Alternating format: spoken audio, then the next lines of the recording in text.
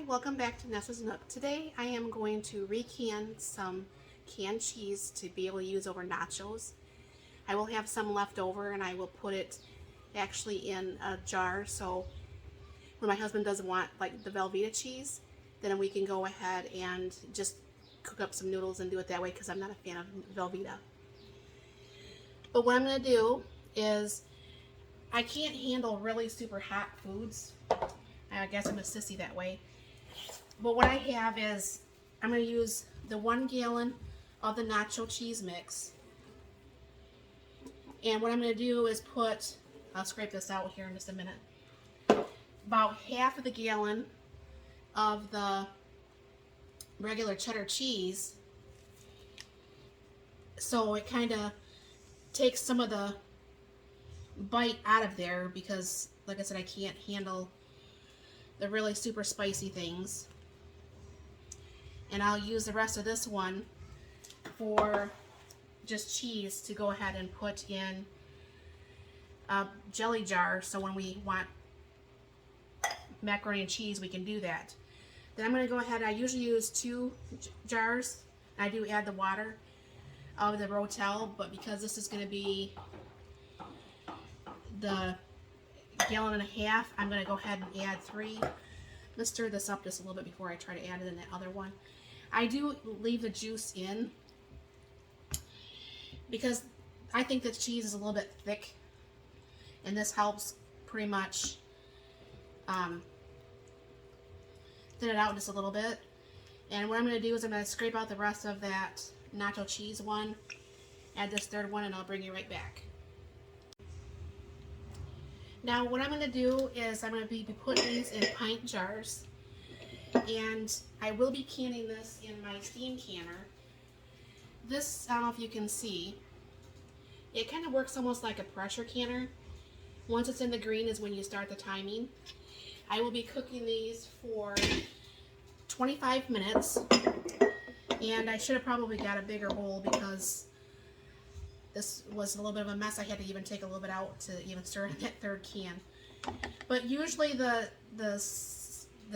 gallon and the 2 cans of tomatoes will give me 7 pints. Now normally this is a lot cheaper than it is right now because of inflation and everything. But this cheese is sold at Sam's, and it was a little over, I believe, $8 a gallon. But if you go and you buy the cheese there at the grocery store in the little 16-ounce container or whatever, it's close to $3. You know, so this can save quite a bit of money. Then what we're gonna do is when we're done filling these, which obviously is gonna take me a minute to do, but I'll bring you back when I'm ready to debubble these and get the lids on them and get them ready to go in the canner.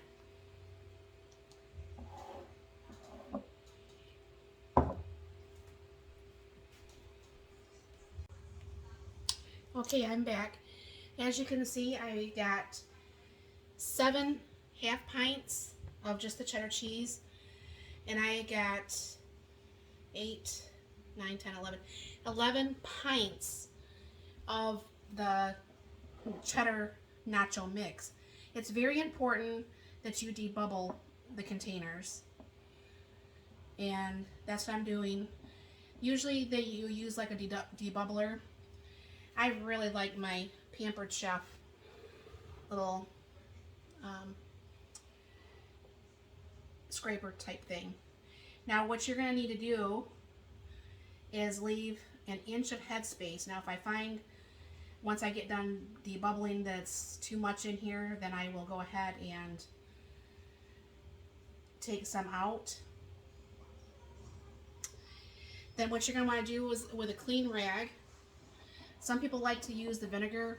My sister does. I don't. I mean, it's okay. I use vinegar more when it's like meats. And then what you do is you go around, because when you're going around, you're feeling through the rag for any chips or anything that's in there. Now you do no longer have to boil or warm up the lids. I get these from an Amish place, I believe up in Gladwin, and then you just fingertip tight.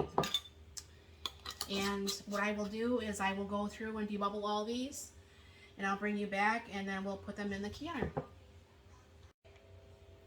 Okay, I'm back, and now what we're going to do is going to take these over to the canner, and I don't use the lifter when I first do these because these are cold, the water's cold.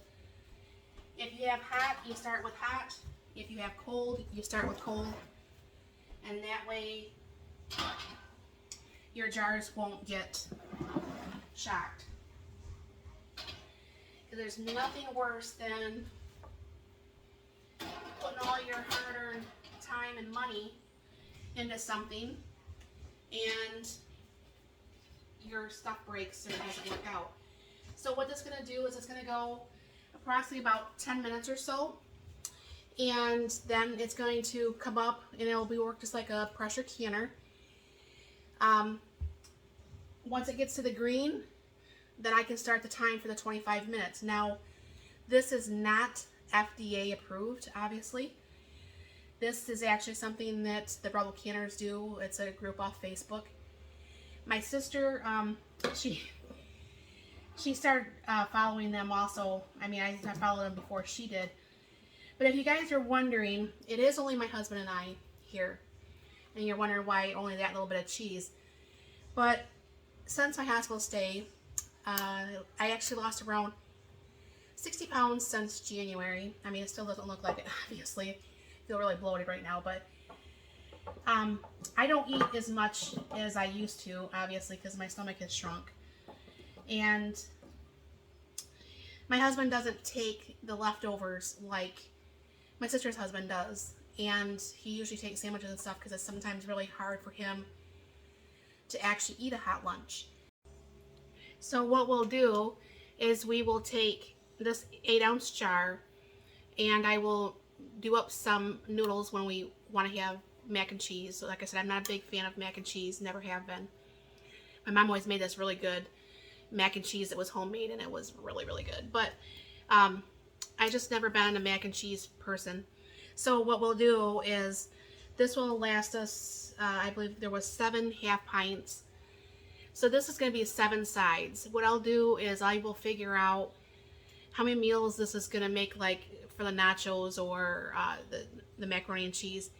And I'll let you know about the price that it would cost to do, like if you were to buy Velvetta. Now granted, I already have the pasta, so that's not a problem, but hopefully this will help you realize that, you know, you can recan things.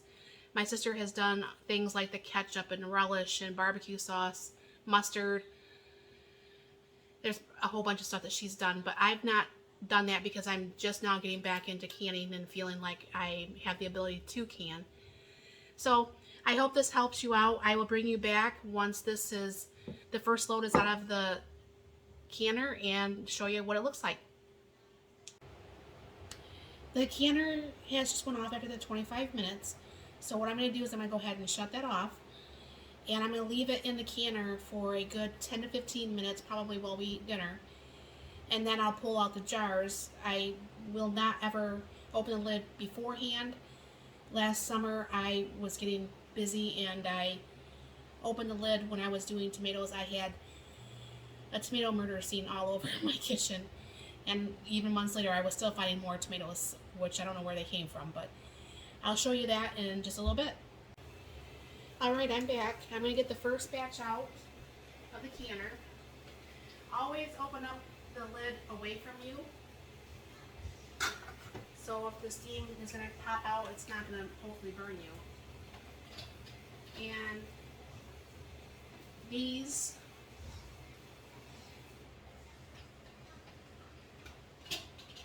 are the pints that we did earlier. I'm just putting them on a towel. Then what's going to happen is when I get done with this one, I'll change out the water. Now I did not put vinegar in my water today because it wasn't going to cook for very long. and there was no need to do that.